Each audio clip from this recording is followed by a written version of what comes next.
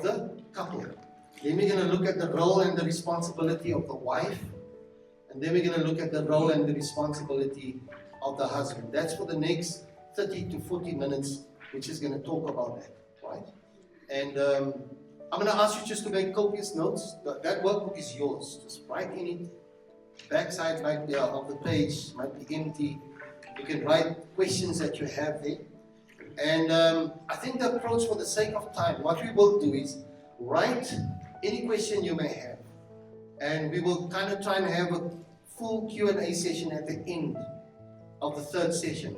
Because we might very well be answering questions of session 1 in session 2. Because as I said, it's precept on precept on precept.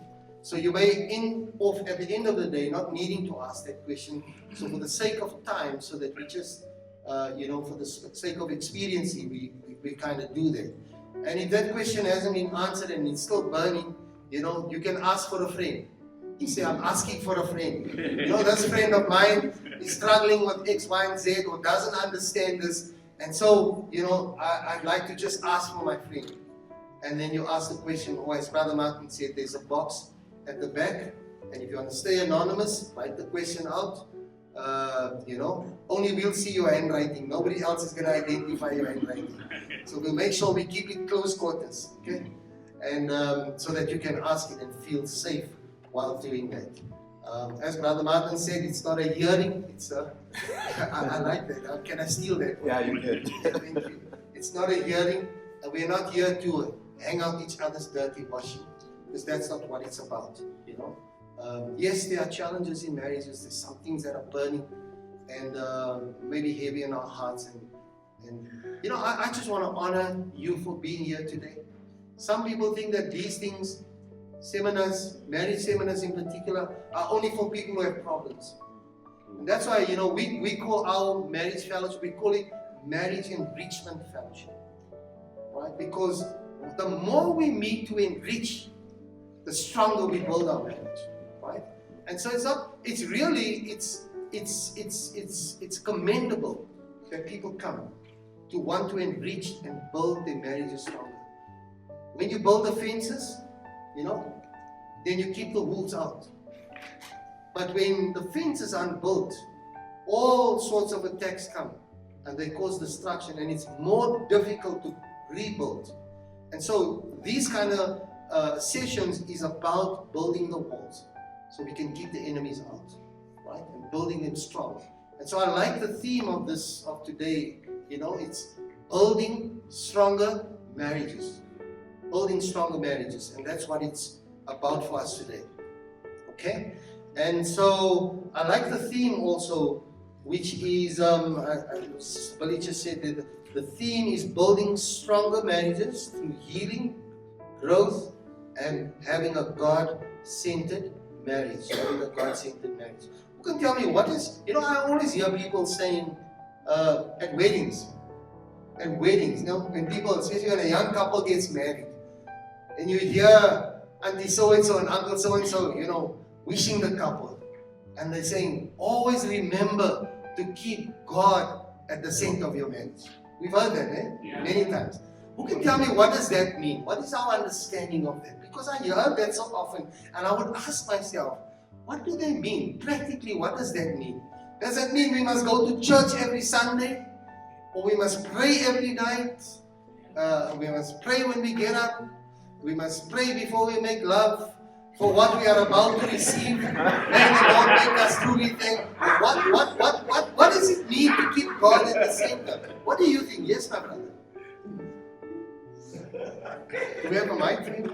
We're just gonna, as we go, just have a conversation. Good morning, everyone. I think what it means to keep God at the center of your marriage is that before you make any decision in the marriage, consult the Word of God, consult His wisdom, because of the times when you've hit a wall, the first thing to kick in is your emotions, and then your logic. Then sometimes the last thing is to consult God. But I think before all of those things start taking root, you have to consult the Word of God, and pray about it and wait on Him to give you a response. Okay.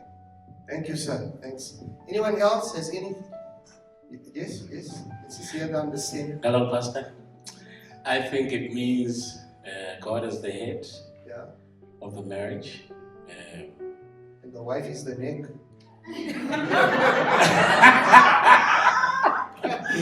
Probably. Yeah, God is the head, and then the wife and the husband, The equal at, shoulders. equal at the bottom.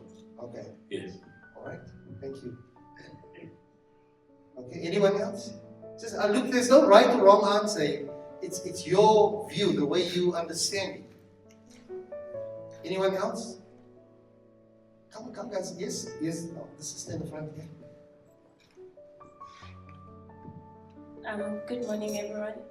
I think for me, the reason people are at weddings are always saying keep God at the center of it all is that when you're newlyweds, everyone tends to have an opinion about what you should do in your marriage, Right. especially our parents, unfortunately. Yes. So now each parent has Why do you say unfortunately? Did I say that? No, I'm listening. I'm just listening. I'm trying to understand. No, and let me say this. I can tell you why, unfortunately, but I want to hear from you why you say unfortunately. Since we are parents ourselves, I think we can all agree that we feel like we know what's best for our children, right? And once your child is no longer a little kid anymore and they're adults, it's difficult for any parent to take a step back and understand that, you know what, I now have to come second to my child's wife, to my child's husband. Yes. So they still expect their opinion to be the law in a way, you know. And that can be a problem because I cannot come to my marriage with what my father said or what my mom said should be done. Yes. So if God is at the center of it all, most of us sometimes, especially when you're newlyweds, when there's problems in the marriage, we tend to run and call my mom, I call my sister, I call my aunt. So that can contribute to a lot of problems within the marriage. Right. But if you make God your go-to individual, your go-to person, the word of God, if there's issues in the marriage, and instead of calling my mother, I read the word and allow the word to guide me, then that is the foundation of a strong marriage instead of individuals' opinions. Beautiful. Thank you so much. Let's give her a yes. It was well said, and it's so true. Yeah? Sometimes it is unfortunate. That is also true. And you hit the nail on the head. Because this is what I discovered. Keeping God at the center of your marriage, once again, speaks about application. Because I ask myself, you know, there are even pastoral couples who get divorced. Surely they must have kept God at the center of their marriage. But then why did it not work out? What was different? You know, or what was their understanding of keeping God at the center of their marriage? And the revelation I got was this: is that keeping God at the center of your marriage really is understanding His word and doing His word. Because even pastoral couples can choose not to forgive. And if you choose not to forgive after Jesus said you must forgive, how many times? 2 times 2. And once a year. Daily. Right? And that's what it means to keep God at the center of your marriage, is to obey what God is saying you must do in that given situation. Is that God is the boss. He's Lord. And He's saying, jump, and you're saying, how high? Because who's ever had an argument with the Lord and won the argument? Anybody here? Who's had an argument with the Lord? Ooh, you people in Madrana, holy people. My goodness. The people in south of Joburg, no, we argue with the Lord. In fact, God invites us. He says, come, let us reason together. And I go and reason with the Lord. And I complain about some people I know. We're going to mention names. And the Lord and I is to and fro, to and fro, to and fro. He said, but Lord, but you see, like Adam, this woman you gave. But you see, Lord, no, you don't understand. Then he says, but you. No, but you see, Lord, I did because she, He says, but you, check your 1, 2, 3. But Lord, and we to and fro. And eventually, you just lose the argument. Then he says, no, I want you to do this. You must do this. Amen. Love her, not because she deserves it. Love her despite the fact that she makes you nar. Right? Yeah. And then what choice do I have? I have to obey. Because he's at the center of the marriage. He's governing it. Right? And so that's, I just thought, let us just kind of put that down there as a foundation for what we're going to build on. So we can open our workbooks and we're going to now just talk about the roles and the responsibilities of the couple in marriage.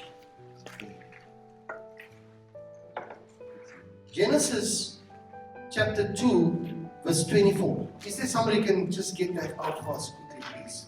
Genesis chapter 2 verse 24.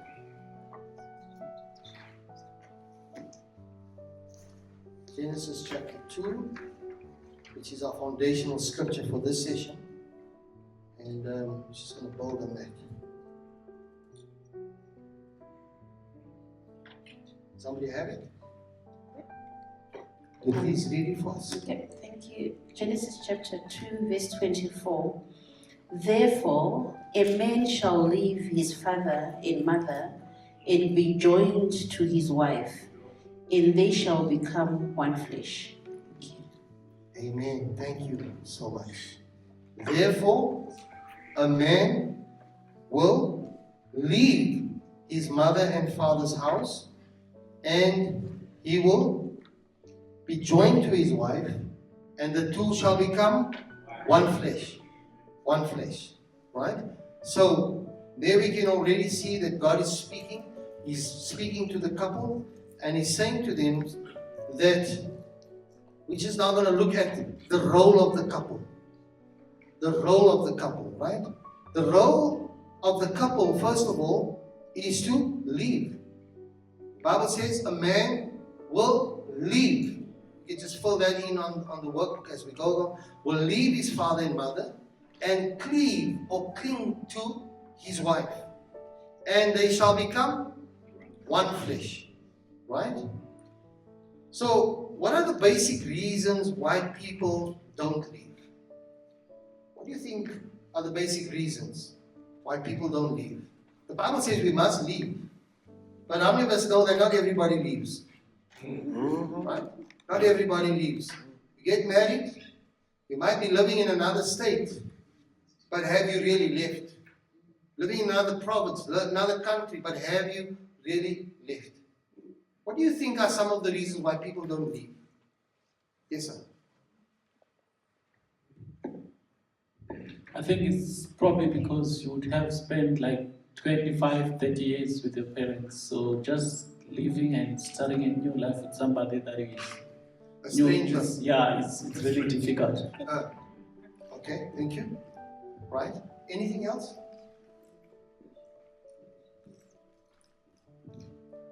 I think it's fear of the unknown.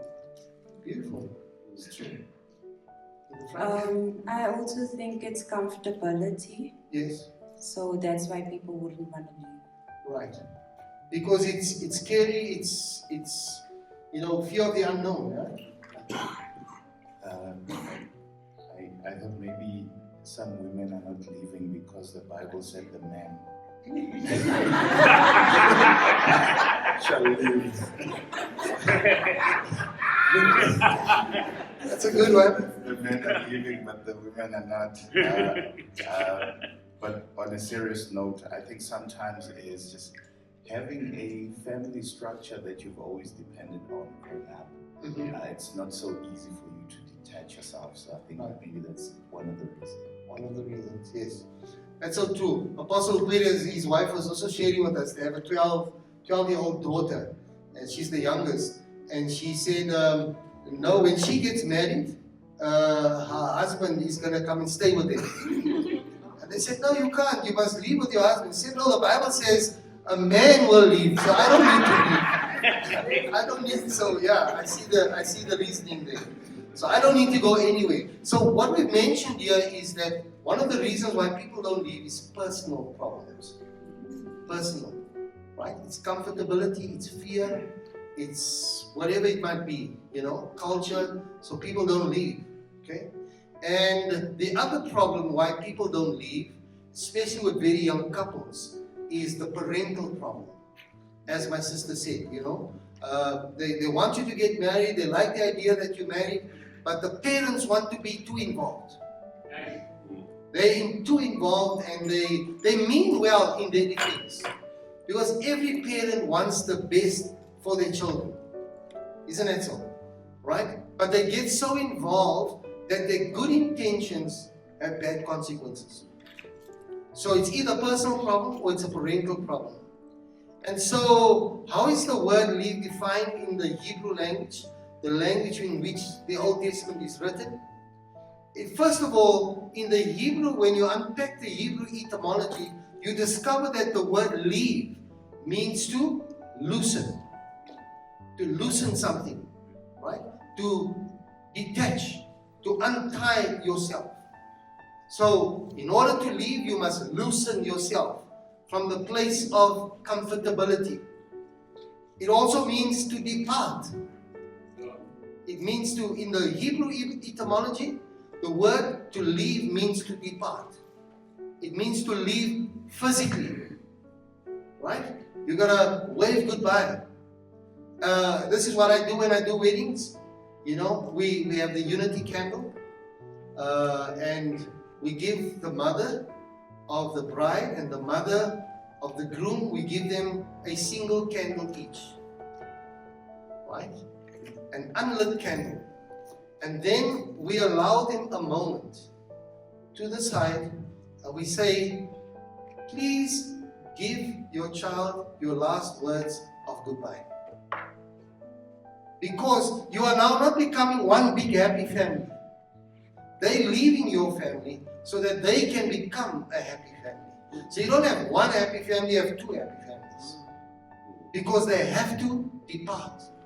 And the mothers will call them aside and you'll see tears roll down the cheeks. Because they know that today you are no longer my baby. Yes, you'll always be my child, but you're no longer my baby little girl or my mommy's boy. You are now becoming a man, the head of your home. You're now becoming wife. And therefore I'm giving you this symbol, this candle, this unlit candle. I'm giving it to you. And I'm going to light the candle. They light the candle and say, this is your life as a single person. And your life as a single person ends today. Because it's no longer I, but us. After today, it's no longer I, but it's your vocabulary changes. It becomes us. And they hand the candle, or they light the candle, hand it over, and then the couple comes and they light the unity candle. Symbolic. How many of us know that Scripture is full of symbolism? Even communion is symbolic. Do this in remembrance of me. Right? He shared the bread and the wine, symbolic of his body and his blood. And so the candles, when it's lit, it's symbolic of our lives as single people now ends. And this big unity candle is now symbolic of our lives joined together. Not two flames burning, but one flame lit by the two flames. And they kiss their children goodbye. Because they understand that to leave means to depart. They have to leave. Right? And so it also means to abandon. To leave means to abandon. That's a strong word. But that's what God meant when He said, for this reason a man shall abandon his mother and father. What a strong word. Have you ever thought of abandoning your parents? But do you know that it's 100% biblical? And it's 100% God's expectation of you if you are going to build a strong, happy marriage. We're talking today about building strong marriages, right? So if you want to build a strong marriage, one of the foundational principles is you have to abandon. You have to abandon. We're going to talk more about that in a moment. So it means to loosen, to depart, and to abandon. Which moves us to the next question, which is then, in what way should a husband and wife live? You have to live physically. You have to live physically. When a couple gets married in our premarital counseling, we always advise couples. One of the questions I ask them is, where are you going to stay after you got married? Now you see my parents have a spare room. And I say, no ways. If you're going to stay with your parents, go find another pastor to marry you. I'm not going to marry you. Because you see, that's foundational. If we don't get it right, foundationally, we're not going to make it. Right? And the reason for that is because when the couple says, I do, you know what God says? He says, right, you the husband, you the leader. You're the head of your family. And your wife is now the other party to your family. You're the head of the home. Now, how many of us know that you cannot have two heads in a home? Yes. You'll never be the husband. Whether it's in your parents' home or her parents' home, you as the husband will never be able to be the head of the home. Because the parents are always going to parent you. They're going to tell you when to come. You're married, but you got a curfew. 10 o'clock. Where are you guys? How come you're not home yet? But we are big. We are married. We are. You see, the parents they're never going to stop parenting you. Right? They'll still keep the curfews. What are you guys doing with your money? Are you saving? Why are you buying such an expensive car? You don't need no, but it's our money. We work for it. Right? So you have to live physically. You cannot be married and live under another man's roof. Amen. Here's the truth. When I come and live in your home, I have to abide by your rules. I have to get up when you say I must get up. I must eat when you say I must eat. I can only run a small bath of water because water is expensive. But I like to lay in a bath of water. Right? Now my wife's putting bath salts in there and she's laying in the bath and she's taking up 2 hours in the bathroom. In her home she can do that. But in someone else's home you can't. So you have to live physically. Second way you have to live is you have to live financially. You have to live financially. Because if you don't live financially, there is what is called the golden rule applies. Whoever makes the gold makes the rules.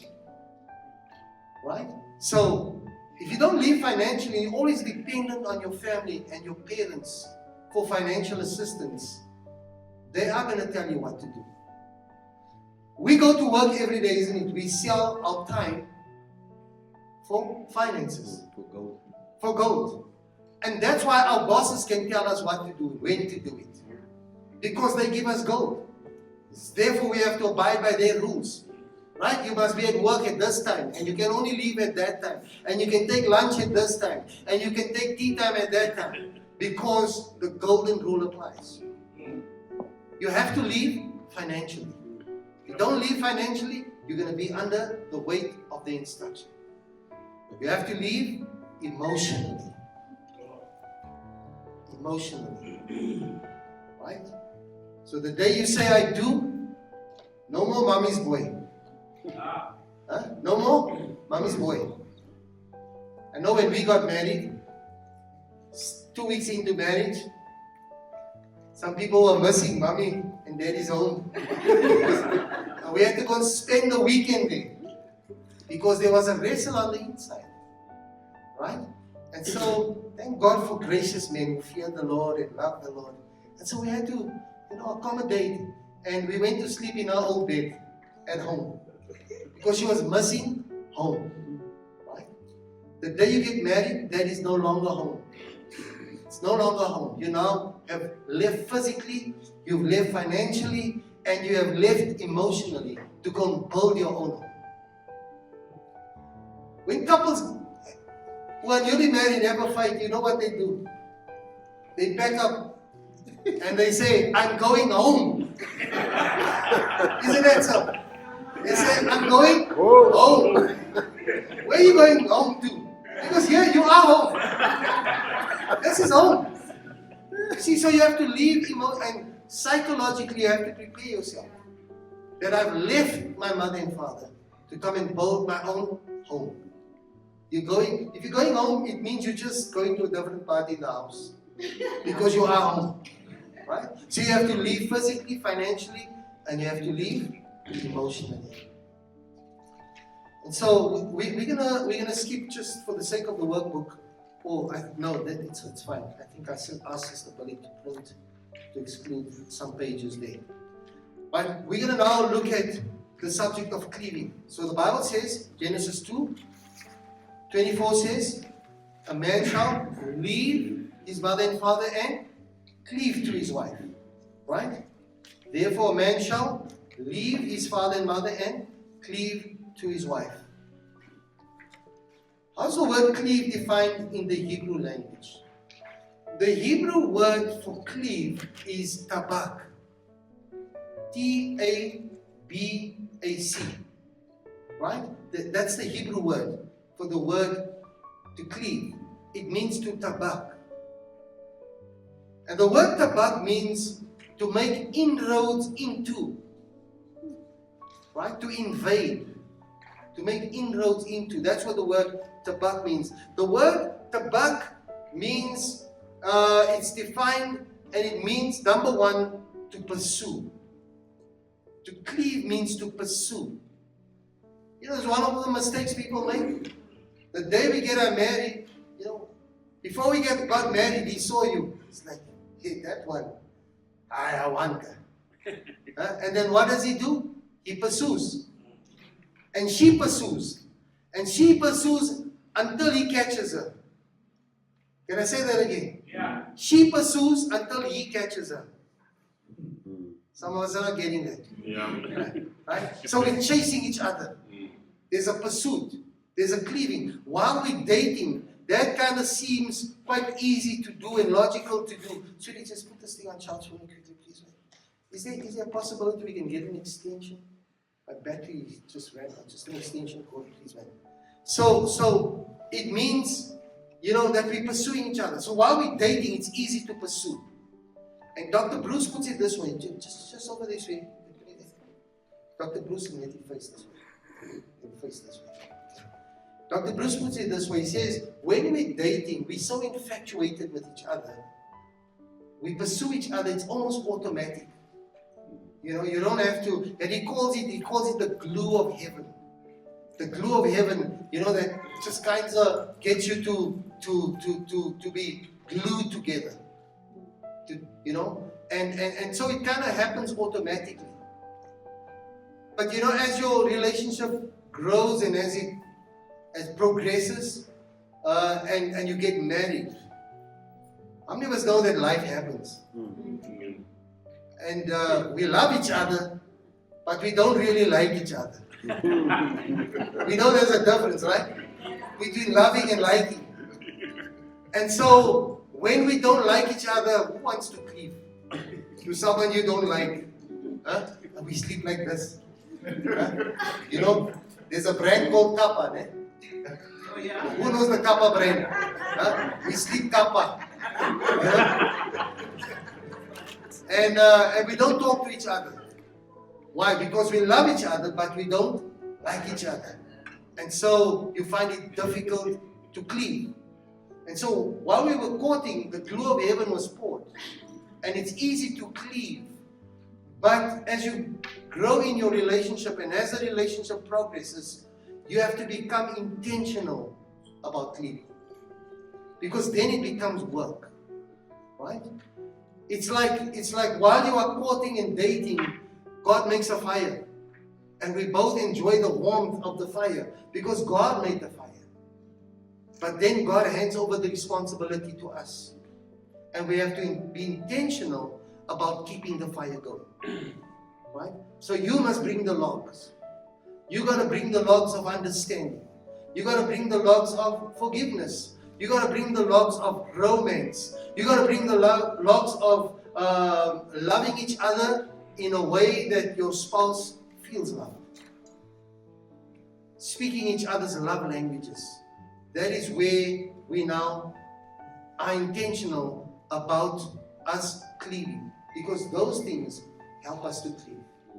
When we get to the place where we can say to each other, you know what? I today choose to actively love you the way that you want to be loved. And there's a difference. Because you see, we love each other not because. We love each other despite. Amen. We love each other not because, oh, you're so romantic. Oh, because I got my new diamond ring. No, I love you. If you can bring it over here, please, I appreciate it. On the table. Over there. Thank you, sir. Appreciate it. That's no, not yet. That's not on. So we're loving each other not because of, but we're loving each other despite. Despite the fact that you make me now, I now am choosing to love you. But you see, the way that I love you is not in a way that it's not just that you know I love you. Honey, do you love me? Yeah, you know I love you. The day I don't love you, I'll tell you. It's not that kind of love. But it's loving, being intentional about loving your spouse in a way that they feel loved.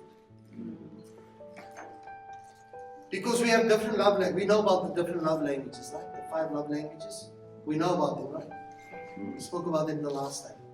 And so, your spouse only knows that you love them when you love them in a way that they receive. When you speak the love language. And so, to cleave takes work. It takes work, and it takes having to pursue one another. Being actively pursuing one another. Don't stop pursuing each other in marriage. You think you've now got this person, and now I can relax. I've got him. I've got her. No, now the work starts. Where we have to be actively loving each other, pursuing each other. The second meaning of the word tabak, the second meaning is to be joined together. To be joined together. Right? And here we talk about the example we talk about, and then the third meaning is to keep fast together, to fasten. To keep fast together. And these two give us the idea of a welder. You know, when a welder welds 2 pieces of iron together. You can get a rod, a steel rod, and it's snapped. Right? And the welders know what they do is they chamfer off on both ends, they taper both points, and then the welder welds from the middle, and it welds outward. And if you ask any welder, skilled welder, they'll tell you that this rod may break, but it will never break in the weld. That's the idea, the concept, is that we are joined together, we are joined so fastly, tightly knit together, that where we've been welded together, it cannot be broken. Right? That's the idea of cleaving. That's how God wants us to cleave. So what must a couple do to experience oneness in marriage? So we're talking about building strong marriages, right? 7 things we need to do. First thing you must do is leave everyone else completely. How must you leave? Completely. But there are 3 ways in which you must leave. What are the 3 ways? Physically, emotionally, and financially. So you're going to leave everyone else completely in those 3 areas. Right? So there's no more boys' night out there. girls' weekend away. You have to abandon them and cleave to your spouse. Okay? Number 2, you have to remain pure sexually. You have to remain pure sexually. And that speaks in the area even of what we call emotional or spiritual adultery. Did Jesus not say that if a man looks at a woman lustfully, he has committed adultery? Jesus said that. But he's done nothing. Just a thought. Right? So, we commit spiritual adultery. We cheat on our husbands and our wives when we look at someone else. When we look at inappropriate material or content on the internet. That is unacceptable to the Lord. Can we preach this thing? Is it okay? And do you know that I've discovered in our experience of counseling that there are not only men who struggle with those things. There are some ladies who struggle with the area of pornography. You know? And the world says it's okay and it's fine. Let's spice up our marriage. You're not spicing up anything. You causing your marriage to go down in flames. God is very clear about this. He wants us to remain pure sexually. That's why when we make our marriage vows, we say, only to you will I cleave. And the phrase is added in, forsaking all others. All others. We forsake all others. Right? So we don't allow others to come in. I want to encourage you today. Make a covenant with the Lord. Make a covenant with your spouse. Yes, the marriage covenant was established at the altar. But make a covenant with the Lord. Father, I'm going to do everything to the best of my ability to remain pure sexually. Because the Bible says that your body belongs to your spouse. You have no right over that body. And I'm going to be a good steward of my spouse's body. I'm going to keep it pure. You know, when somebody gives you fine china, right? Plates and cups. What do? You have a special place you put it in. You look after it because it's fragile. Even the box comes and says, fragile. Handle with care. Don't just chuck it in the boot when you bought it. Because you can break it. That is your body. So your body belongs to your spouse. It's valuable. Keep it pure. When that china is used and you use it for special occasions, not just anybody can eat out of those plates. You know, you have a 21st or you have a special occasion, you take out that dinner set. And after the function is over, what do? You wash it, clean, and you put it away. Right? Why? Because it's precious, it's valuable.